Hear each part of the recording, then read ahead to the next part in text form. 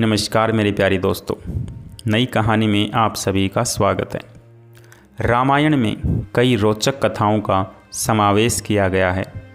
उनमें से एक है देवी अहिल्या के उद्धार की कहानी, जो आज के समय से जोड़कर देखिए तब आपको भी समझ आएगा कि इतिहास में भी बलात्कारियों को युगों युगों तक सज़ा का भुगतान करना पड़ा, फिर वो देव ही क्यों ना हो। माता अहिल्या, जिन्हें स्वयं ब्रह्मदेव ने बनाया था, इनकी काया बहुत सुंदर थी। इन्हें वरदान था कि इनका यौवन सदा बना रहेगा। इनकी सुंदरता के आगे स्वर्ग की अप्सराएं भी कुछ नहीं थी। इन्हें पाने की सभी देवताओं की इच्छा थी। यह ब्रह्मा जी की मानस पुत्री थी।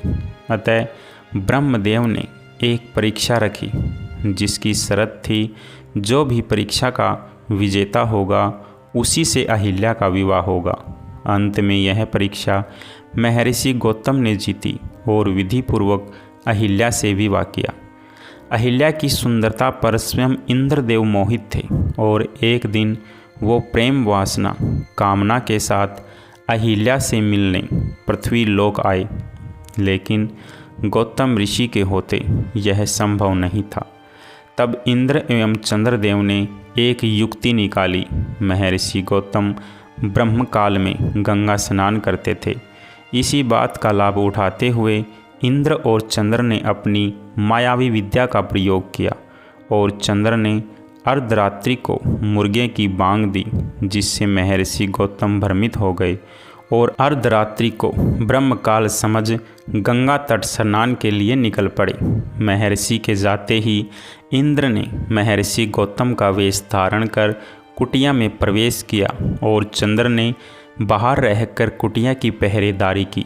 दूसरी तरफ जब गौतम गंगा घाट पहुँचे तब उन्हें कुछ अलग आभास हुआ और उन्हें समय का संदेह हुआ।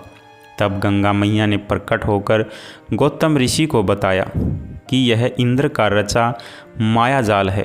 वो अपनी गलत नीयत लिए अहिल्या के साथ कुकृत्य की लालसा से पृथ्वी लोक पर आया है।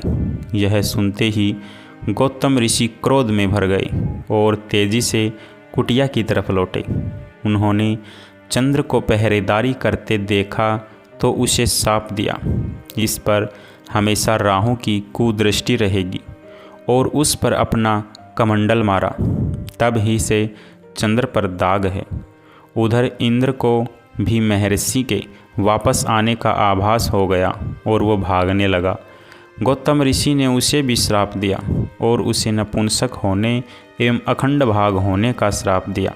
साथ ही यह भी कहा कि कभी इंद्र को सम्मान की नज़रों से नहीं देखा जाएगा और ना ही उसकी पूजा होगी। और आज तक इंद्र को कभी सम्मान प्राप्त नहीं हुआ।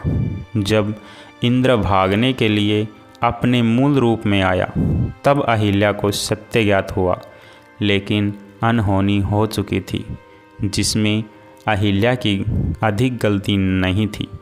उसके साथ तो बहुत बड़ा छल हुआ था, लेकिन महर्षि गौतम अत्यंत क्रोधित थे और उन्होंने अहिल्या को अनंत समय के लिए एक शिला में बदल जाने का श्राप दे दिया।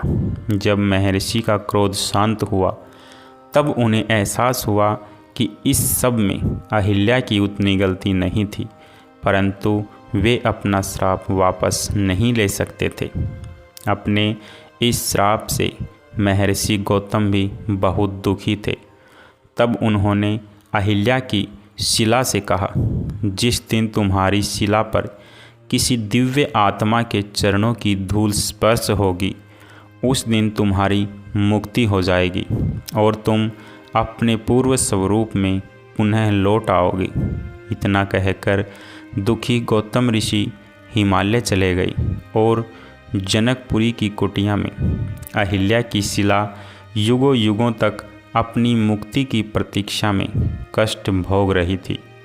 युगों बीतने के बाद जब महर्षि विश्वामित्र राक्षसी ताड़का के वध के लिए अयोध्या से प्रभु राम और लक्ष्मण को लेकर आए, तब ताड़का वध के बाद वे यज्ञ के लिए आगे बढ़ रहे थे, तब प्रभु की नज़र उस वीरान कुटिया पर पड़ी और वे वहाँ रुक गए।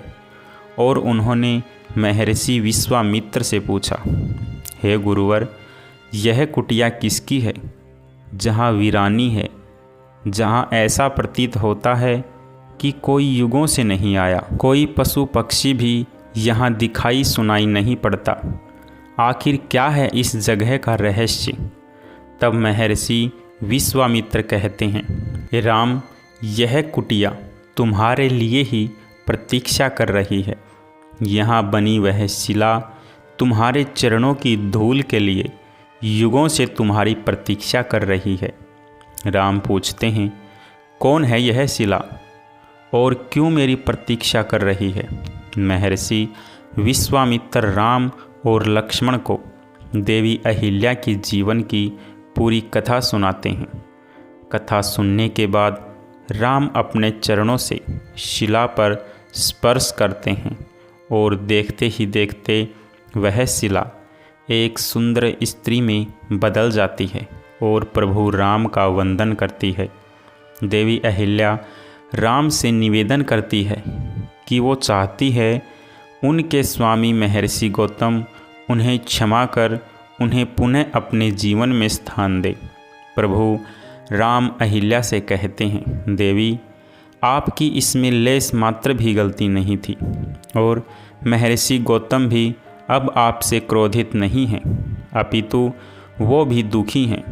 अहिल्या के अपने स्वरूप में आते ही कुटिया में बाहर आ जाती है और पुनः पंछी चहचहाने लगते हैं। इस तरह प्रभु राम देवी अहिल्या का उद्धार करते हैं। आज के कलयुग समय में इंद्र जैसे अनेक हैं, लेकिन प्रभु राम जैसा कोई नहीं है।